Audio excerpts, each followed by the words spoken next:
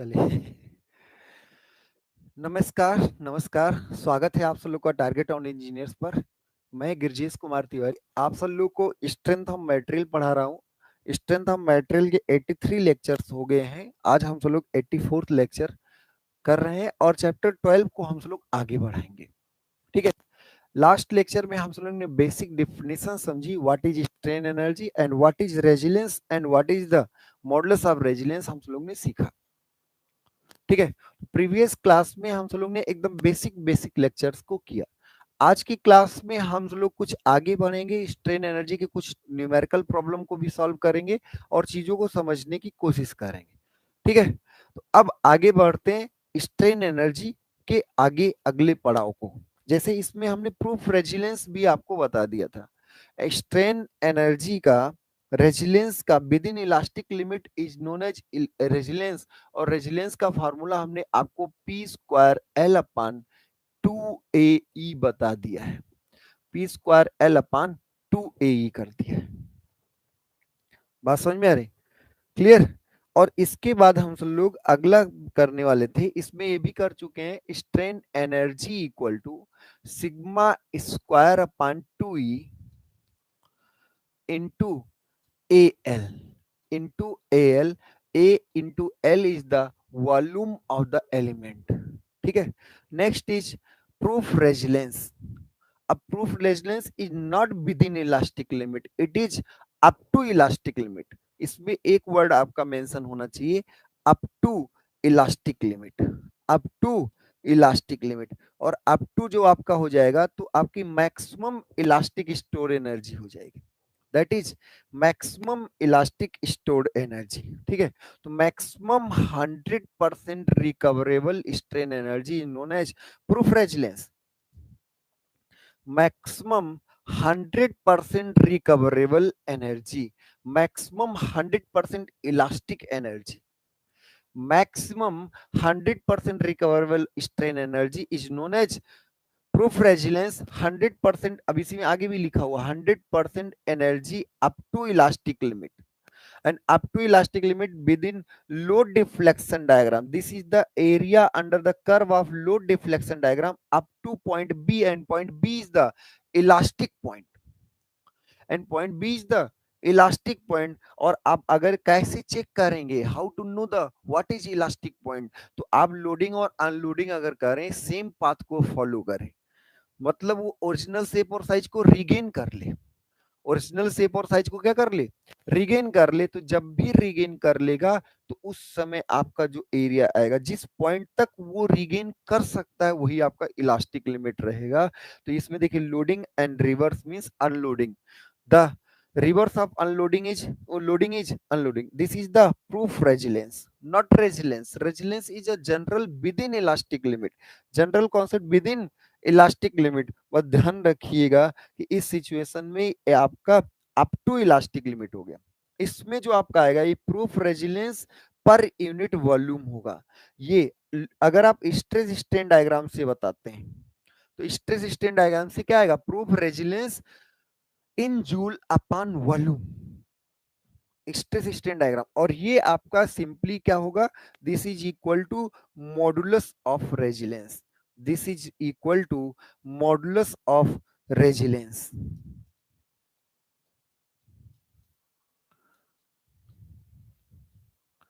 This is nothing but this is equal to modulus of resilience. Okay. Next हम सब लोग फिर बात करते हैं अगला। अब यहाँ पे जैसे आप सब लोगों ने कहा कि इलास्टिक स्टोर एनर्जी, देखिए ज्यादा इंपॉर्टेंट इलास्टिक ही है, टोटल एनर्जी का इंपॉर्टेंस नहीं है। टोटल एनर्जी का इंपॉर्टेंस तब हो जाता है जब आप प्लास्टिक डिफॉर्मेशन करते हैं, लाइक मैन्युफैक्चरिंग प्रोसेस अगर आप कहते हैं। ठीक है।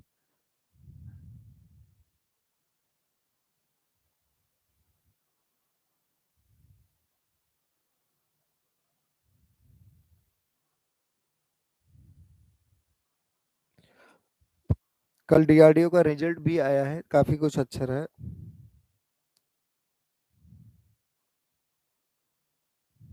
काफी बच्चे सिलेक्ट हुए, बहुत बेहतरीन रहा रिजल्ट, बहुत मजा आ गया, काफी खुशी हुई आप सब लोग को देख के, और उसी को लेके काफी लोग बात भी कर रहे हैं। ठीक है। उसी को लेके काफी कॉलिंग भी आती रहती है, थोड़ा सा ध्यान रखते हैं। खैर चलिए हम तो लोग फिर आगे बढ़ते हैं। तो क्या है UE? This is the elastic store energy, and in case of elastic store energy, you can say that store energy. अब देखिए सिंपल सिंपल चीजें हम आपको बता रहे हैं। Store energy is the area under the curve of load deflection diagram. Area under the curve of load deflection diagram and you is the load deflection diagram. अगर आपने ये बात लिखते वक्त ही आपने बोला है कि material is linearly elastic, if the material is linearly elastic and following the Hooke's law, if the material linearly stacked, then the curve between load deflection diagram will be a straight line, and the shape of the curve will be triangle, and area equal to half of base into height, half of the base into height। और इसी को आप simply लिख सकते हैं, this is equal to sigma square upon 2e into AL। इसी को आप सिंपली लिख सकते हैं half of sigma into epsilon into AL। इसी को आप लिख सकते हैं half of E epsilon square. What is epsilon? Epsilon is the strain. What is the epsilon? Epsilon is the strain. तो आप किस फॉर्मेट में क्या चाहते हैं आपकी इच्छा पर डिपेंड करता है, बट आप ये कह सकते हैं कि सारे फॉर्मेट सही है फॉर लिनियरली इलास्टिक मटेरियल्स। ठीक है, तो एनर्जी जो आपकी होगी वो लोड डिफ्लेक्शन डायग्राम का एरिया होगा, that is equal to half of P into delta, and उसके बाद sigma square upon 2e into AL होगा, और half of sigma into epsilon into AL हो जाएगा, या फिर half of E epsilon square into AL। What is AL? A into L, cross sectional area into length will be equal to volume of the material, this will be equal to volume of the material। ठीक है, if the material is non linear, अब अगर मान लीजिए material आपका non linear elastic है, जैसे aluminium alloys है, कुछ एल्यूमिनियम एलॉयज आपके हैं जो आपके नॉन लीनियर इलास्टिक होते हैं।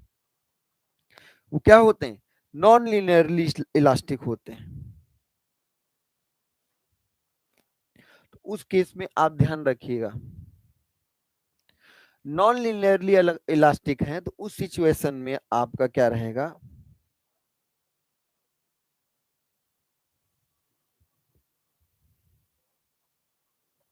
ठीक है। एल्युमिनियम अगर नॉन लीनियर तो उसमें हम ऑफसेट मेथड यूज करते हैं, कोई नई बात नहीं है। हम सब लोग उसका इलास्टिक पॉइंट फाइंड आउट करने के लिए क्या करते हैं, ऑफसेट मेथड यूज करते हैं। इनिशियल स्लोप के टाइम क्लियरली आपने क्या कर दिया, लाइन कर खींचा, और ये ऑफसेट कितना लेते हैं ये थोड़ा सा ध्यान रखिएगा, 0.2%।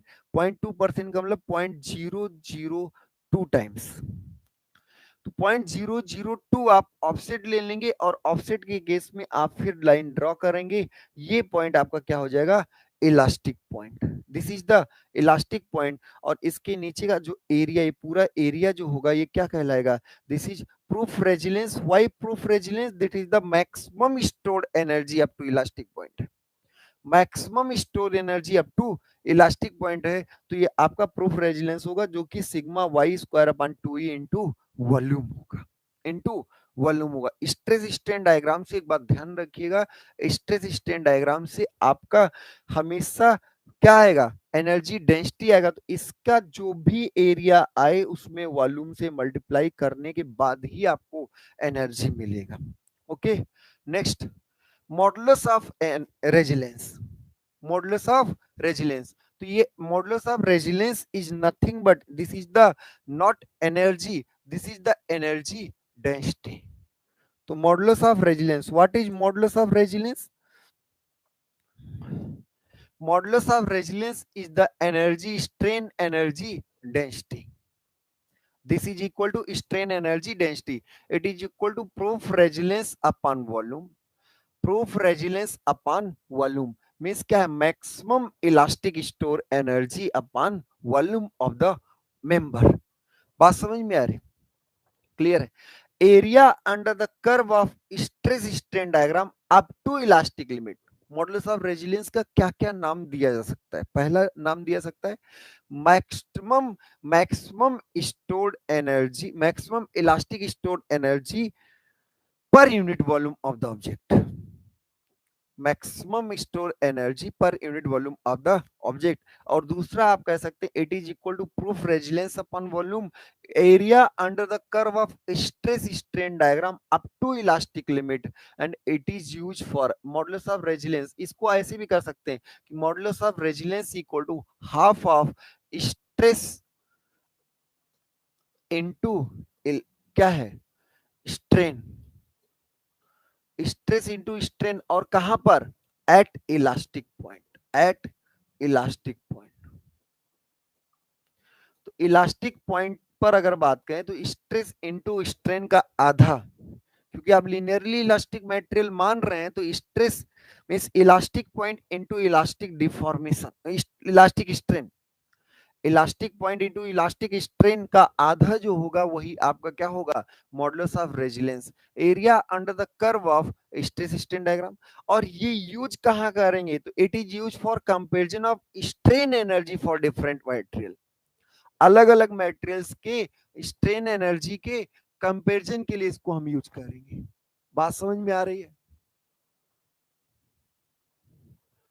तो अलग अलग मटेरियल के स्ट्रेन एनर्जी के कंपैरिजन के लिए भी we will use the modulus of resilience to compare the objects for the given volume। अगर आपको different different object same volume के दिए हुए हैं, आपको सेम वॉल्यूम के डिफरेंट डिफरेंट ऑब्जेक्ट्स दिए गए और आपसे पूछा गया कि स्ट्रेन एनर्जी के बारे में बताइए, तो आप सॉरी मॉडुलस ऑफ रेजिलियंस के बारे में बताइए। अगर अलग अलग मॉडुलस ऑफ रेजिलियंस आ रहा है, इसका मतलब क्या है कि हर किसी की एनर्जी स्टोर करने की कैपेबिलिटी उसी वॉल्यूम में अलग अलग है, और जो कि रिकवर की जा सकती है, जो कि रिकवर की जा सकती है। तो अब ध्यान रखिएगा U इक्वल टू एनर्जी, अब देखिए U अगर स्मॉल u लिखेंगे तो एनर्जी डेंसिटी होगा, जब भी हम स्मॉल u लिखेंगे तो ये आप ध्यान रखिएगा एनर्जी डेंसिटी है, दिस इज एनर्जी डेंसिटी। और स्मॉल u जो होगा that is equal to capital U upon volume and this is equal to capital U upon area into L, and this is equal to half times of sigma into epsilon। ठीक है, next, तो U is the proof resilience, the ratio of proof resilience to the volume is known as modulus of resilience। and toughness, what is the toughness? toughness आपको क्या बताता है? तो ध्यान रखिए strain energy stored within the in the body, फिर से strain energy stored in the body up to fracture point, strain energy stored in the body up to fracture point is known as toughness. अब ये बात आ गई भाई fracture point, तो fracture point में इलास्टिक भी होगा और प्लास्टिक भी होगा। अब क्वेश्चन है कि एनर्जी टफनेस है कि एनर्जी डेंसिटी, तो थोड़ा सा ध्यान रखिए मॉडुलस ऑफ टफनेस और टफनेस में कहीं भी डिस्क्रिमिनेशन नहीं है, अलग नहीं दिया हुआ है। toughness and modulus of toughness both are same if the unit is joule, if the unit is joule then we can say that this is given as energy, and if the unit is joule per meter cube, if the unit is joule per meter cube, the value is energy density। तो आप बहुत परेशान ना होइए, strain energy up to fracture point and this is important for storing maximum energy storing capacity of the object before fracture, this is important. जैसे आप spring, आप किसी भी बाइक का स्प्रिंग की बात करें तो कितना ज्यादा एनर्जी स्टोर कर सकता है बिना टूटे हुए, वो इंपॉर्टेंट हो जाता है। एक तो है कितना वो रिकवर कर लेगा, रिस्टोर कर लेगा, और दूसरा ये है कि वो कितना एनर्जी मैक्सिमम स्टोर कर सकता है। तो maximum energy that can be stored in an object is known as toughness. और उसी में आप ध्यान दीजिएगा, एक बात ध्यान रखिएगा कि मैक्सिमम एनर्जी जो स्टोर किया सकता है वही टफनेस है, और with in elastic limit maximum energy जो स्टोर कर सकते हैं उसको हम प्रूफ रेजिलियंस कहते हैं। ठीक है। तो टफनेस, फ्रैक्चर, और हम प्लास्टिक जोन की बात ही नहीं करेंगे, हम सारी चीजें इलास्टिक में बात करेंगे। ये बात ध्यान रखिए, जितने मैन्युफैक्चरिंग या प्लास्टिक डिफॉर्मेशन प्रोसेस आप पढ़ेंगे, जितने भी मैन्युफैक्चरिंग या प्लास्टिक डिफॉर्मेशन प्रोसेस आप पढ़ेंगे, वहां पे टफनेस इंपॉर्टेंट होगा। टफनेस या रेजिलेंस इंपैक्ट लोड या शॉक लोड के लिए भी इंपॉर्टेंट होता है, क्योंकि इंपैक्ट में ज्यादा एनर्जी, बहुत ज्यादा एनर्जी, किसी की स्पीड को भी आपको खाना होता है, उस स्पीड की एनर्जी को भी, काइनेटिक एनर्जी को भी स्टोर करना होता है। तो ध्यान रखिएगा, शॉक लोड या इंपैक्ट लोड के लिए टफनेस या रेजिलेंस हमारे लिए क्या होता है, इंपॉर्टेंट होता है। क्लियर हो गई बात। अब हम सब लोग फिर आगे बढ़ते हैं। ठीक है। अगला, जैसे इसी में आपका आ गया टफनेस क्या है। टफनेस, तो टफनेस मतलब क्या है, maximum energy that can be stored in an object. तो ध्यान देखिए, टफनेस तक मटेरियल इलास्टिक रहता नहीं, तो ये स्टेटमेंट लिखना गलत है। इसलिए इस बात को हमने दिया कि आप इसको सही मतलब लिख के फिर गलत काटेंगे तो याद रहेगा। जनरली अगर आपका ब्रिटल मटेरियल है जो आपका फ्रैक्चर तक भी लीनियर है, अगर वो फ्रैक्चर तक भी क्या है, लीनियर है, तब आप कह सकते हैं कि चलो भाई हम उसके लिए लिख सकते हैं। पर अगर लीनियर नहीं है, और जनरली मटेरियल लीनियर रहते नहीं फ्रैक्चर तक, जो भी formula sigma square upon 2e into volume derive किया गया, वो आपका लीनियरली इलास्टिक मटेरियल्स के लिए ही है। तो एक बात ध्यान रखिएगा, टफनेस या मॉडुलस ऑफ टफनेस ये ऐसा नहीं होता। हाँ, ये ध्यान रखिए, it represent, toughness represent the impact strength of the material. Toughness जो आपका बताता है, वो इंपैक्ट स्ट्रेंथ को बताता है, कितना इंपैक्ट लोड ये सह सकता है विदाउट फ्रैक्चर। तो toughness represent the impact strength of the material. And आप ध्यान से नोट को नोट ही दिलाएंगे, नोट दिलाएंगे, note. Maximum allowable strain energy with in elastic limit. जब मैक्सिमम वर्ड बोल दिया तो विद इन भी है, विद इन भी है, तो अप टू की ही बात कर रहा है। मैक्सिमम और विद इन को ऐड करने पर बात आ जाती है अप टू। तो मैक्सिमम, अब जैसे आप कहोगे गुरुजी विद इन बोला तो रेजिलेंस बोलना चाहिए, पर मैक्सिमम जो बोल दिया, maximum allowable strain energy with in elastic limit is proof resilience. With in elastic आप मैक्सिमम कितना स्टोर कर सकते, तो बात अप टू की हो चल रही। It is used to design the member according to strain energy theory. Strain energy को आप ध्यान रख के किसी मेंबर में फेल होगा नहीं होगा, उसके हिसाब से डिजाइन करने के लिए यूज करते हैं। Next, strain energy due to axially loaded member. Important बात है, ये सब फॉर्मूले आते भी रहते हैं तो याद भी रखना है, और हम करा चुके इसलिए बहुत ज्यादा इस पर ध्यान देंगे भी नहीं, आपको आसानी से देखते रहना है।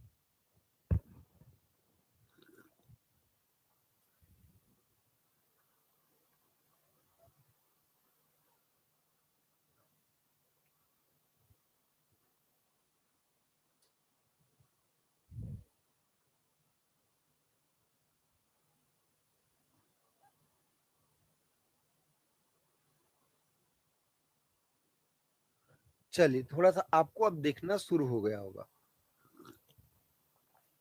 तो अब हम तो लोग देख लेते हैं स्ट्रेन एनर्जी किसकी वजह से। Strain energy due to uniaxial load. Different different case हमने आपको बेसिक थ्योरी में बता भी दिया है कि अलग अलग केसेस में स्ट्रेन एनर्जी अलग अलग आती है। तो एक बात ध्यान रखिएगा, strain energy due to axially loaded member की बात चल रही, due to uniaxial load. तो जब आप यूनी एक्सियल लोड लगाए, किसी भी सेक्शन पर गए, किसी क्रॉस सेक्शन पर गए, प्रिज्मेटिक मेंबर है, अगर प्रिज्मेटिक मेंबर है, अगर आपका क्या है, प्रिज्मेटिक मेंबर है, तो प्रिज्मेटिक मेंबर का मतलब क्या निकलता है, इसका मतलब ए जो है वो यूनिफॉर्म है, cross sectional area is uniform through out the length, through out the length. तो कहीं पे भी आपका क्रॉस सेक्शनल एरिया आपका है, ये आपका लोड है, और ये क्या है, डिफ्लेक्शन डायग्राम। अगर आपने लीनियरली इलास्टिक मटेरियल बनाया है तो लोड डिफ्लेक्शन डायग्राम भी बन सकता है, और लोड के साथ साथ रेजिस्टिव फोर्स, हर समय आप जैसे जैसे लोड बढ़ाते जा रहे हैं डिफ्लेक्शन बढ़ रहा है, रेजिस्टिव फोर्स भी बढ़ रहा है, तो वर्क डन जो होगा वो half times of P into delta, या स्टोर एनर्जी जो होगी half of R into delta. Stored energy भी आपकी क्या होगी, half of R into delta. तो strain energy R is the internal resistive force. What is R, कोई भी पूछ सकता है व्हाट इज आर, तो आर क्या हो आपका, इंटरनल रेजिस्टिव फोर्स। अब आप ग्रेजुअली लोड बढ़ा रहे, रेजिस्टिव फोर्स भी धीरे धीरे बढ़ रहा है, तो this is internal resistive force.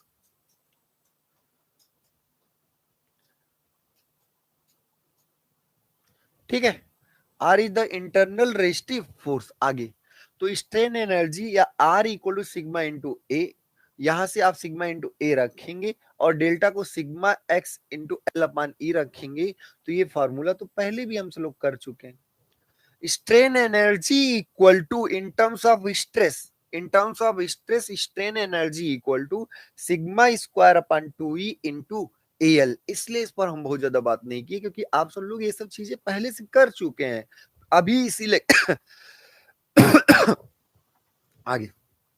अब इसी में अगर हम इसको लोड के टर्म में करें, तो लोड के टर्म में भी आप इसको कर सकते हैं।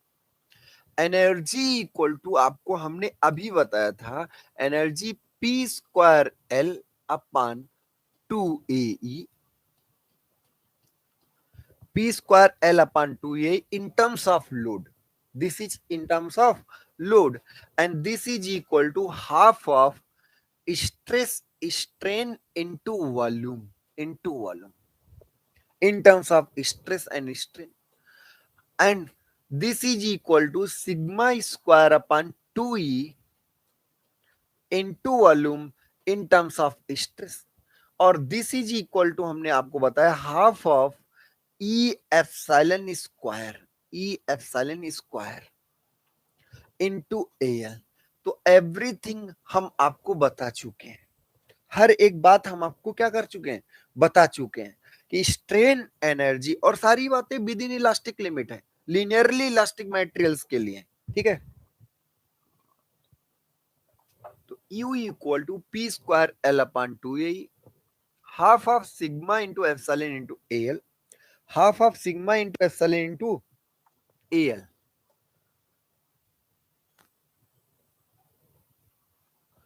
तो ये आप थोड़ा सा ध्यान रखिएगा चलिए कोई बात नहीं, क्लियर थोड़ा सा हो रहा होगा। तो ये सारे फॉर्मूले एक साथ करिए। The energy within elastic limit for linearly elastic material in case of axially loaded member, p square l upon 2a equal to half of sigma into epsilon into al equal to sigma square upon 2e into al equal to half of e epsilon square into al। ठीक है, for non prismatic bar, non prismatic word जैसे बोला गया, A is not constant throughout the length. ठीक है, तो stored energy in strip due to load P. अब इसमें जैसे आपको दिखाया गया होगा, जैसे नॉन प्रिज्मेटिक बार है, ये आपका नॉन प्रिज्मेटिक है, ये नॉन प्रिज्मेटिक है, इसका क्रॉस सेक्शन वेरी कर रहा है। तो आप क्या करने वाले हो, इसका तरीका क्या होगा, आप एक्स दूरी पर जाओगे, एक डीएक्स थिकनेस का एलिमेंट कट करोगे। अब जब डीएक्स थिकनेस का एलिमेंट कट करो, इसकी लंबाई डी, तो आप क्या करो, स्टोर एनर्जी जो होगा वो आप लिखोगे इंटीग्रल पी स्क्वायर इंटू लंबाई कितनी है, डीएक्स, भाई इसकी लंबाई कितनी है, डीएक्स अपान 2 ए, अगर वेरिएबल तो ए एक्स इंटू ई, कहां से कहां तक, 0 टू एल। तो जब आपका हर बार जब एरिया, जैसे आप एक्स दूरी पर, वैसे ही फॉर्मूला, सिंपल फॉर्मूला ही कर रहे हैं, बस हम इसमें क्या कर रहे हैं, हम इसमें केवल एक छोटी सी बात कर रहे हैं कि हम डीएक्स एक्स दूरी पर हम क्या कर रहे हैं, एक्स दूरी पर जाकर डी एक्स थिकनेस का एक एलिमेंट कट कर रहे हैं, एक्स दूरी पर जाकर डीएक्स थिकनेस का एक एलिमेंट कट कर रहे हैं। और जब डीएक्स थिकनेस, तो यहां पर एल जो होगा, एल जो हो जाएगा वो डीएक्स हो जाएगा, और वहां का एरिया जो है वो एक्स दूरी पर ए एक्स है। अब अगर यही कांस्टेंट तो ये बाहर आ जाता, हो सकता है कि लोड बदले, तो अब इस सिचुएशन में आप क्या लिखोगे? आपको याद है गुरुजी पी स्क्वायर होता है, एल होता है, और एल यहां पर छोटा सा लियो तो डीएक्स है, एरिया होता है 2 टाइम्स ऑफ एरिया इनटू ई होता है। लेकिन आप ध्यान से देखें तो ऐसे छोटे छोटे टुकड़े एल तक आपको 0 टू एल तक क्या करना पड़ेगा? जोड़ना पड़ेगा। तो नॉन प्रिज्मेटिक के लिए ये फॉर्मूला है। नॉन प्रिज्मेटिक के लिए एक्स दूरी पर जाने पर, एक्स थिकनेस कट करने पर, नॉन प्रिज्मेटिक के लिए एरिया आपका मतलब फॉर्मूला जो होगा वो इंटीग्रेशन से मिलेगा। जो भी आपकी स्ट्रेन एनर्जी मिलेगी वो किस टर्म में मिलेगी? इंटीग्रेशन में मिलेगी। अब जैसे ये है, इस क्वेश्चन को हमें आंसर करना है। इसमें आप देखेंगे तो पी लोड लगा है, एंड पर पी लोड लगा है, इसमें स्ट्रेन एनर्जी बताना है। इसमें हमें क्या बताना है? स्ट्रेन एनर्जी बताना है।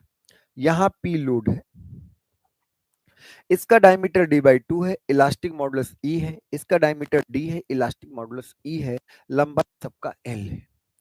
अब यहां पर हम देखेंगे तो बी से सी तक एक अलग मेंबर होगा, जिसमें अगर हम देखें तो ए भी कांस्टेंट है, पी भी कांस्टेंट है, बी से सी तक। तो यहां पर स्टोर एनर्जी जो होगी क्यू टोटल, जब भी आप टोटल, अब ध्यान रखिएगा एक बात बहुत इंपॉर्टेंट है, टोटल जब भी निकलो एनर्जी एक आपका स्केलर वेक्टर है भाई, सॉरी स्केलर है, स्केलर क्वांटिटी है। और जब स्केलर है तो सिंपली क्या हो जाएगी? ऐड हो जाएगी, और उसमें कुछ होना नहीं है। तो आपका सिंपली क्या होने वाला है? ऐड होने वाला, और उसमें कुछ भी नहीं होने वाला। तो यू टोटल जो आएगा U B C plus U A B, simply. अब अगर बीसी के लिए हम लिखें तो क्या लिखेंगे?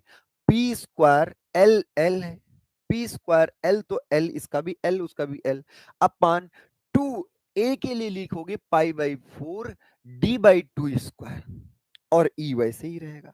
तो देखिए शायद लिखा भी हो, नहीं लिखा कोई बात नहीं, तो हम लोग खुद कर लेते हैं।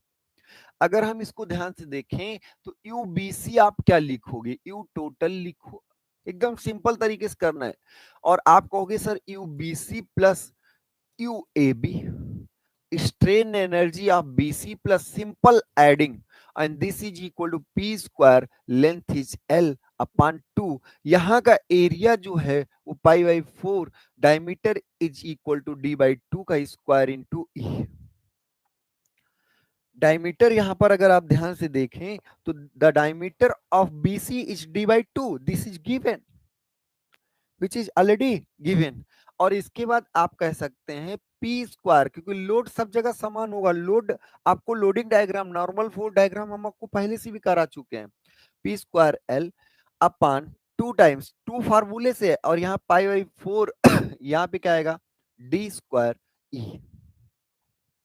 अगर हम इसको ध्यान से देखें तो यहाँ पर 4 ऊपर चला जाएगा, ठीक है, और सारी चीजें सेम रहेंगी। यहां से अगर हम कॉमन ले लें 4 पी स्क्वायर एल अपन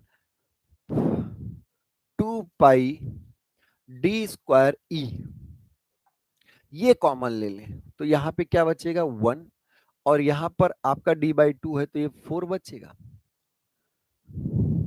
आप इतना कॉमन ले लिए, आपने इतना, ये 4 ऊपर गया, इतना कॉमन ले लिए, तो जब उतना कॉमन ली तो ये तो 1 बचा, यहाँ डी बाई 2 है तो 4 वहां पे बचेगा। तो फाइनली आंसर कितना आएगा? 10, 10 आएगा ना, 10 P square L upon pi D square E, this is the total energy stored in the step bar. मतलब आपको क्या करना है? एक्सियल लोडेड के केस में सिंपल सिंपल सब ऐड ऑन कर देना है, सब ऐड कर देना। तो this is the total strain energy in an axial loaded member, and this is equal to 10 P square L upon pi D square into ई। अब इसी में अगर आप और ध्यान से देखें तो यू क्या है? यू इक्वल टू है पी स्क्वायर एल अपन ए 2 ए, ये किसी प्रिज्मेटिक बार की बात है, किसी किसमें? प्रिज्मेटिक बार में। किसी प्रिज्मेटिक बार में स्ट्रेन एनर्जी आपका है पी स्क्वायर एल अपन 2a। अब किसी ने कहा कि हम सारे डायमेंशंस डबल कर दें या n टाइम्स कर दें। तो जब n टाइम्स आप डायमेंशंस करोगे, ठीक है, अगर आप n टाइम्स करोगे तो l डैश जो होगा वो n टाइम्स ऑफ l हो जाएगा। यहां पर अगर डायमीटर डबल कर दिए तो जो d डैश हो जाएगा वो n टाइम्स ऑफ d हो जाएगा। जो आपका n है वो nl हो जाएगा और डायमीटर जो होगा n टाइम्स ऑफ d हो जाएगा। और स्ट्रेन एनर्जी अगर आप देखें तो प्रोपोर्शनल टू लेंथ है, inversely proportional to d square है।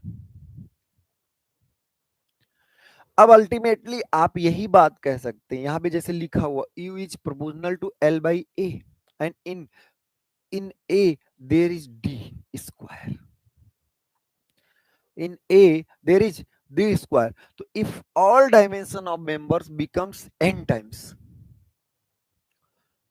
if all the dimension of the member becomes n times, अगर सारे डायमेंशंस का मतलब क्या है, सारे डायमेंशन का मतलब L and D both, if the all the dimensions of the member. अब इसी में मान लीजिए सर सर्कुलर ना हो तो, कई लोग तो ऐसे खुरापात खड़े हो जाएंगे, सर सर्कुलर ना हो तो, अरे भैया सर्कुलर ना हो तो विड्थ और थिकनेस तो होगा। यहाँ पे जब एरिया आप बात करो तो एरिया में आपका विड्थ और थिकनेस तो होगा, और विड्थ और थिकनेस को आप एन एन टाइम्स करेंगे तो एन स्क्वायर टाइम्स ही तो बदलेगा। विड्थ और थिकनेस दोनों को एन एन टाइम्स करोगे तो एन स्क्वायर टाइम्स ही तो चेंज होगा। तो if all dimensions of the members becomes N times, सारे डायमेंशंस क्या हो जाए मेंबर के, एन टाइम्स हो जाए, ठीक है, बट लोड इज सेम,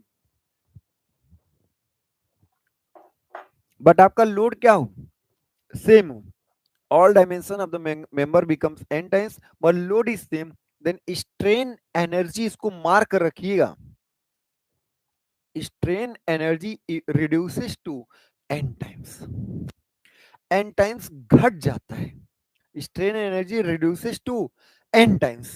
आगे बात समझ में आ गई, एकदम क्लियर है, कोई डाउट हमें नहीं लगता कि आपको हुआ होगा, यहां तक चीजें एकदम आसान आसान ही चल रही थी। तो अगर आपके सारे डायमेंशंस n टाइम्स कर दिए जाएं तो स्ट्रेन एनर्जी क्या होगी, रिड्यूस कर जाएगी 1/n टाइम्स। क्लियर हो गया। अब अगला अगला जो हेडिंग है, strain energy due to self weight, इसको अपने से किया जाए, इसको अपने से किया जाए तो बेहतर रहेगा, नहीं तो छापू महाराज तो आप लोग हो ही।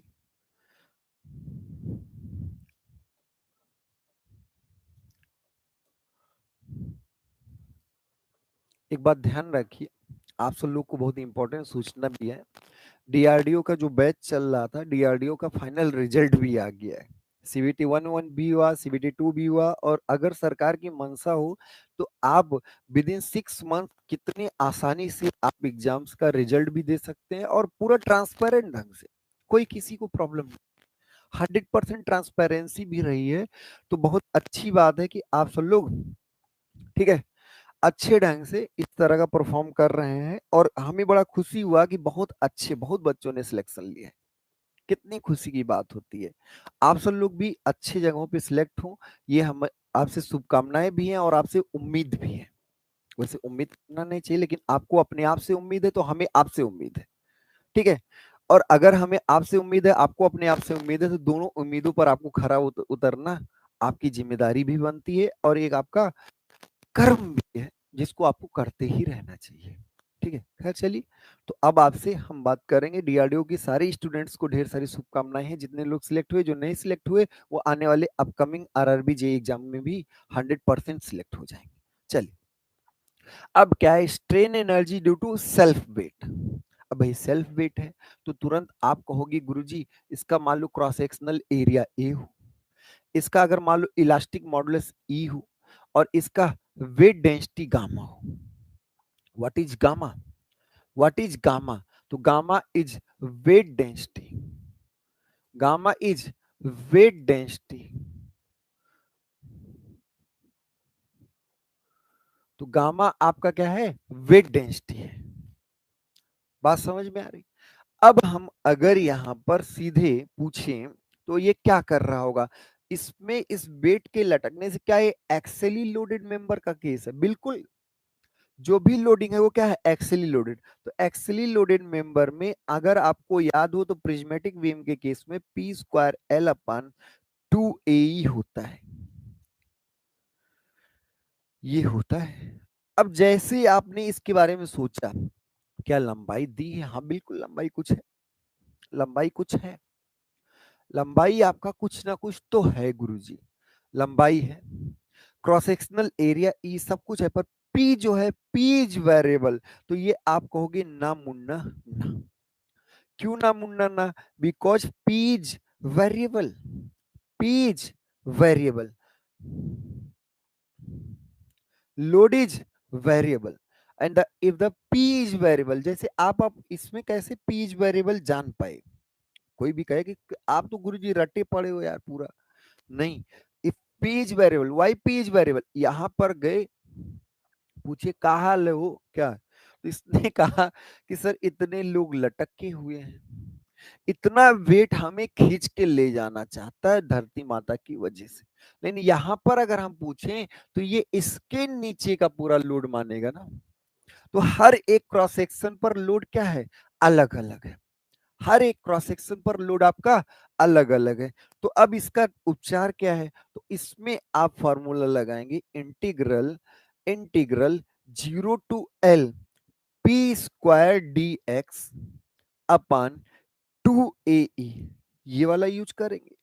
क्यों? क्योंकि आपका P इज वेरिएबल, तो यहां पर आप किसी x दूरी पर जाएंगे और dx थिकनेस कट करेंगे। यहां पर लोड अगर x दूरी का पूछा जाए तो load P for x distance आप कहोगे सर गामा है, gamma is the weight density, gamma is the weight density, तो weight density into cross sectional area into x। भाई इस वाले का वॉल्यूम अगर पूछा जाए तो इतने का वॉल्यूम क्या होने वाला है, इतने का वॉल्यूम जो होने वाला है वो क्या होने वाला है, वो होने वाला है P equal to weight density into A into X, weight density into P क्या होगा, ए इंटू एक्स। तो अब यहाँ पर P आपका जो है वो आपका गामा ए एक्स है, P आपका जो है वो क्या है, गामा ए एक्स है। तो आप यहाँ पर आप सिंपली कर सकते हैं 0 to L, 0 to L, integral 0 to L, and P, what is P? P is gamma AX, and this is square. Gamma AX square into dx upon 2AE, because A is constant. If A is constant, तो आप कह सकते हैं gamma square upon, यहां से अगर देखें तो A बाहर आ जाएगा ए स्क्वायर, और यहाँ पे 2 AEB बाहर आ जाएगा, और यहाँ इंटीग्रल बचेगा 0 to L x square D x. Ultimate result जो आएगा वो आएगा गामा स्क्वायर ए अपन 2E, और यहां पर आप देखेंगे तो ये L³/3 आएगा, this is equal to L³/3। तो वेट फाइनली जो बात आएगी, फाइनली बात आएगी गामा स्क्वायर AL³ अपान 6E, अपान क्या होगा 6E, गामा स्क्वायर AL³ अपान 6E। ठीक है, इसको आप नोट कर लीजिए। ठीक है, इसको थोड़ा सा हम मिटा दे रहे हैं, अलग ही लिखते हैं। इंटीग्रेट करना तो आपको भी आता है, कोई इसमें कठिन बात नहीं है। Why we approach with integration because p is variable at each and every section। तो अगर आपका p वेरिएबल है तो आप यहां पर कह सकते हैं सेल्फ वेट की वजह से एनर्जी डेंसिटी, एनर्जी जो आती है, स्टोर एनर्जी जो आती है वो क्या आती है, गामा स्क्वायर AL³ अपान 6E, अपान 6E। देखिए यही आया हुआ है, गामा स्क्वायर AL³ अपान 6E। यहां से आप ये कह सकते हैं gamma and E is constant, gamma and E is constant, is material property, is constant for a material. तो gamma and E is material property.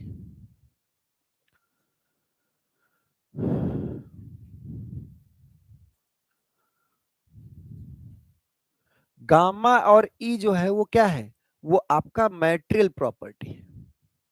Gamma and is material property. तो आप यहां से कह सकते हैं कि gamma and is constant for any material. अब इसी में आप कह सकते हैं U is proportional to gamma square, proportional to A, proportional to L cube and proportional to 1/e। ये पूछा भी जाता है कई बार कि अगर हम इलास्टिक मॉडुलस बदल दें, मटेरियल ऐसा लें जिसका इलास्टिक मॉडुलस अलग है, तो क्या होगा। तो इलास्टिक मॉडुलस बढ़ाने पर स्टोर एनर्जी घटती है क्योंकि उसमें डिफॉर्मेशन ही ज्यादा नहीं होगा। लंबाई ज्यादा लें तो स्टोर एनर्जी सेल्फ वेट की वजह से बढ़ती है। अल्टीमेट फॉर सेम मटेरियल, जैसे आप ये बोले फॉर सेम मटेरियल, जैसे ये बात आप बोलेंगे फॉर सेम मटेरियल,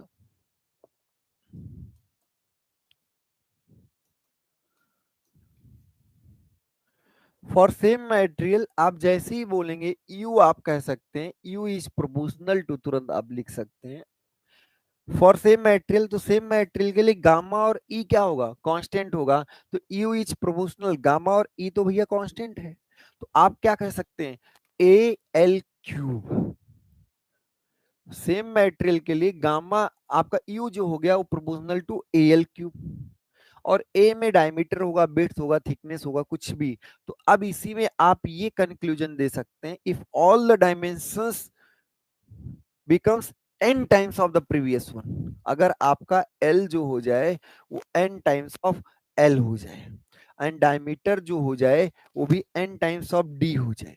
तो if all the dimension becomes n times of the previous one, then strain energy stored due to self weight, strain energy stored due to self weight becomes n to the power 5 times of the previous one. अब ये ऐसा अगर करें तो जो आपका you dash होगा, strain energy जो होगा यू डैश, ये क्या हो जाएगा n टू द पावर 5। और ये 5 कैसे आया, ये n स्क्वायर और फिर into n to cube of previous one, क्योंकि यहाँ n स्क्वायर यहाँ n क्यूब। तो strain energy U dash equal to क्या आएगा n to the power 5 times of U, n to the power 5 times of U. बात समझ में आ रही है ना, क्लियर हो गया ना सब लोग को, एवरीथिंग इज क्लियर। तो अब हम सब लोग ध्यान रखिएगा, strain energy store due to self weight in any body equal to gamma square, gamma is the weight density A L cube upon 6e, gamma square A L cube upon 6e। तो अब थोड़ा सा हम सब लोग self weight को revise भी करेंगे, रिकॉलिंग करेंगे, फिर आप सब लोग आगे बढ़ेंगे। Strain energy due to self weight, strain energy due to self weight of the cylindrical member, self weight के कारण स्ट्रेन एनर्जी कितनी होगी। तो strain energy due to self weight of the cylindrical member, इसमें आया कि स्ट्रेस आपको हम पहले ही बता चुके लीनियरली वेरिएबल होता है। अरे भाई स्ट्रेस क्या होगा at any distance x, stress equal to होगा weight upon area P X upon A, और पी एक्स अभी आपने बताया gamma A X upon A, and cancel out, तो सिग्मा एक्स इक्वल टू जो आ गया आपका gamma into X, sigma X जो आ गया वो गामा इंटू एक्स, ठीक है। और मैक्सिमम स्ट्रेस जो आया वो गामा इंटू एल आ गया। मैक्सिमम स्ट्रेस, और वो भी कहाँ होगा, maximum stress will occur at the top of the at the support, you can see that at the support, at the support. बात समझ में आ रही, तो एट द सपोर्ट जब आप देखेंगे तो sigma max equal to gamma into L, sigma max equal to gamma into L, और ये फिर आपका sigma X square E into volume पहले से आप जानते हैं। हम सबने लोड के टर्म में किया, इन्होंने स्ट्रेस के टर्म में। कोई नई बात नहीं है, एकदम आसान है। एक्स दूरी पर आपने एक डीएक्स लंबाई का एलिमेंट कट किया। वेट ऑफ डॉटेड पार्ट जब आप देखेंगे, इस डॉटेड पार्ट का आप वेट देखेंगे तो ये आएगा gamma A into X. Weight of dotted part जो आएगा वो गामा ए इंटू एक्स। अगला ये हमने डेराइव किया, आपको फाइनल चीजें निकल के आई। फिर वेरिएशंस को भी हमने आपको बता दिया कि अगर सारे डायमेंशंस n टाइम्स कर दिए जाएं, सारे डायमेंशंस क्या कर दिए जाएं, n टाइम्स कर दिए जाएं, तो strain energy due to self weight जो होगा n to the power 5 times हो जाएगा। प्रिज्मेटिक मेंबर्स में अगर आपको याद हो तो प्रिज्मेटिक मेंबर्स में हमने आपको बताया कि all dimension, if the all the dimension becomes n times, then strain energy in a prismatic member reduces to n times. ये नोट करके आपको लिखाया भी गया, ठीक है। ऐसे x दूरी पर जब आपने स्ट्रेन एनर्जी निकाला तो x दूरी पर strain energy sigma X square upon 2e into A into D X. sigma x square upon 2e into a into dx and sigma x is gamma x। तो gamma X आपने put कर दिया, integrate कर दिया gamma X square A D X, और integrate करने के बाद आपका फाइनल जो वैल्यू आया, this will come out the gamma square A L cube upon 6c। Strain energy due to self weight, इसको आप मोटे से बड़े अक्षरों में लिखिएगा, strain energy due to self weight gamma square, not gamma, gamma A L cube, gamma square A L cube upon 6c। What is gamma?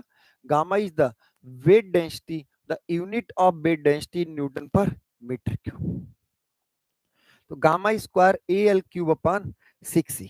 Okay, अब हम सब लोग आगे बढ़ते हैं, अगली बात करते हैं, ठीक है। अगला इसी में आप सब लोग ध्यान से पढ़िएगा। इफ, ये बहुत इंपॉर्टेंट बात है, ये बहुत ही important, very very very important बात, ठीक है। If all dimensions of the member becomes n times, if all dimension of the member becomes n times, then strain energy increases। strain energy क्या होगी? increases। स्ट्रेन एनर्जी यहां पर n times आपने किया तो स्ट्रेन एनर्जी क्या होगी? n to the power 5 times बढ़ गई। मतलब अगर किसी बार का हम लंबाई और डायमीटर डबल कर दे, उसको वेट की वजह से जो स्ट्रेन एनर्जी होगी, सेल्फ वेट की वजह से जो स्ट्रेन एनर्जी होगी, वो n to the power 5 times हो जाएगी। क्लियर हो गया सब लोग को? एकदम समझ में आ रहा होगा। इसको हमने प्रूव भी किया। अगला क्या है? Strain energy due to axial loading. तो एक्सियल लोडिंग की वजह से पी ए ई एल सब कांस्टेंट हो तो ये आपका आता है P square L upon 2 AE। इसमें कोई दिक्कत है नहीं, इसको तो सर आप बहुत आसान तरीके डेराइव भी कर दी हो, कुछ नहीं किया था, इसको half of P into delta से ही किया है, and delta equal to P L upon A, delta equal to P L upon A ही हमने किया। तो ये लेकिन क्या P अगर हर जगह आपका कांस्टेंट है तभी एप्लीकेबल है, A आपका हर जगह कांस्टेंट है तभी एप्लीकेबल है। तो A कांस्टेंट होने का मतलब क्या है? Prismatic bars. तो ये सारी चीजें आपकी एप्लीकेबल कब है? ये सारी चीजें आपकी प्रिज्मेटिक बार्स के लिए ही एप्लीकेबल है। ये बात थोड़ा सा ध्यान रखिएगा।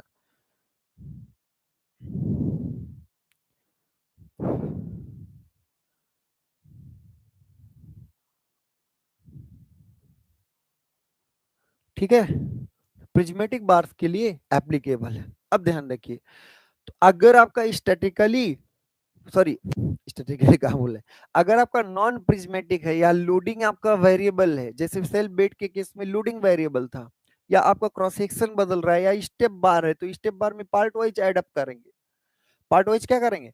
एड अप करेंगे। तो ये ध्यान रखिएगा, अगर आपका नॉन प्रिज्मेटिक जनरल फॉर्मूला, तो किसी एक्स डिस्टेंस पर, किसी x डिस्टेंस पर p स्क्वायर, मतलब general formula. What is general formula? तो general formula is integrate 0 to l, और ये क्या है? किसी x डिस्टेंस पर लोड, किसी x क्रॉस सेक्शन पर लोड, जैसे आप यहाँ पर x कट किया तो इस पर लोड इनटू छोटी सी लंबाई dx, और छोटे छोटे से जोड़ना पड़ेगा, और यहां से आएगा ए ई, और कहां पर? x पर। हो सकता है ए वेरिएबल। तो general formula is that integrate from zero to L, integrate the member from zero to L, P square X X distance पर P square D X upon two A E at any section X. बात समझ में आ रही? Clear हो गया ना? बात समझ में आ रही? तो अब हम लोग आगे बढ़ते हैं और चीजों को देखते हैं। ये जनरल हो गया।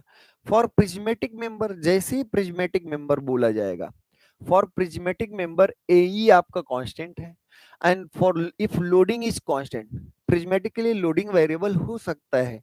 तो अगर आपका सिलेंड्रिकल रॉड हो, प्रिज्मेटिक मेंबर हो, तो उस केस में जब सारी चीजें कांस्टेंट हो तो ये आ जाएगा P square L upon two A, P square L upon two A. बात समझ? Strain energy due to bending, तो strain energy due to bending हम सब लोग नेक्स्ट लेक्चर में करेंगे। बेंडिंग, टॉर्सन और डायरेक्ट शियर, ये सारी बातें हम सब लोग नेक्स्ट लेक्चर में करते हैं। आज के लेक्चर में हमने एक्सियल लोडेड के केसेस को आपको कंप्लीट करा दिया। अब आपको नेक्स्ट आपको बेंडिंग का केस करना है, और बेंडिंग के केस में हम आपको डिटेल में सारी चीजें कराते हैं। ठीक है? Strain energy due to bending, axial loading का केस हो चुका है। अब प्योर बेंडिंग आपको डिटेल में करना है। ठीक है? प्योर बेंडिंग का डायग्राम गलत बना हुआ है, तो डायग्राम हम सब लोग आएंगे तो सही कर लेंगे, उसके लिए टेंशन मत लीजिएगा। ठीक है?